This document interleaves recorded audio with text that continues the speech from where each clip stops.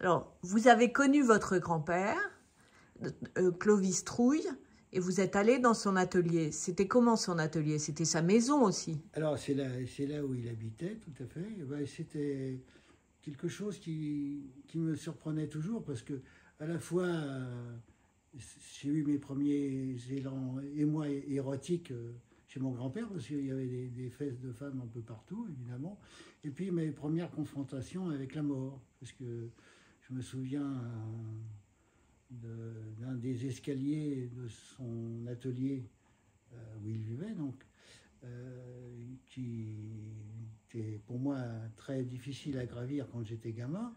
Et en haut de l'escalier, il y avait un fameux tableau où je voyais une guillotine ensanglantée avec une veuve, jeune veuve à côté, et puis la mort qui était là, quoi.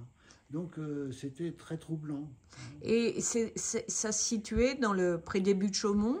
Alors voilà, c'était avenue Mathurin-Moreau, à quelques pas du jardin, du parc des Buttes de Chaumont. Et donc, il travaillait là, mais il peignait uniquement le dimanche, parce que le reste de la semaine, il faisait quoi? Alors, il était maquilleur chez Pierre Immense, qui avait pour objet de fabriquer des mannequins pour la haute couture. Donc toute la semaine, il travaillait, ce qui lui permettait de penser à sa peinture. Et le dimanche était un jour de béni, puisqu'il pouvait travailler après avoir pensé sa peinture. Et il exécrait le marché de l'art. Il ne voulait pas vendre.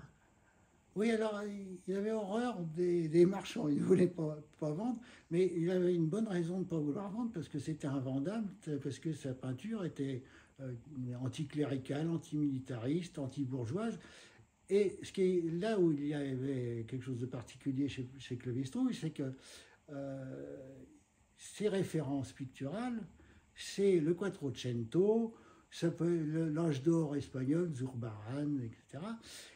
Et donc c'est de la belle peinture que les bourgeois peuvent acheter en toute confiance. Sauf qu'ils l'utilisent par un système subversif en leur renvoyant leur morale dont ils ne veulent pas, et puis les militaires, les curés, enfin tout y passe, puisqu'il a vécu le traumatisme de la guerre de 14, venant, lui, de la belle époque. En fait, la difficulté était d'intégrer la belle époque, la guerre de 14 et le surréalisme. Et donc, il était assez isolé? Il voyait très peu de gens? Il voyait très peu de gens. Il avait une riche bibliothèque. Je l'ai toujours vu en train de lire la poésie et ça lui suffisait. Il avait besoin de rien d'autre. Il jouait de la guitare. Et puis, il était dans ses livres, dans sa littérature et dans sa peinture. Et donc, c'est la première fois qu'il y a autant d'œuvres de cet artiste qui vont être présentées. Alors, effectivement, nous avons gardé le fond de la collection de Clovis Trouille qui va être mise en vente très prochainement. Oui. Merci beaucoup.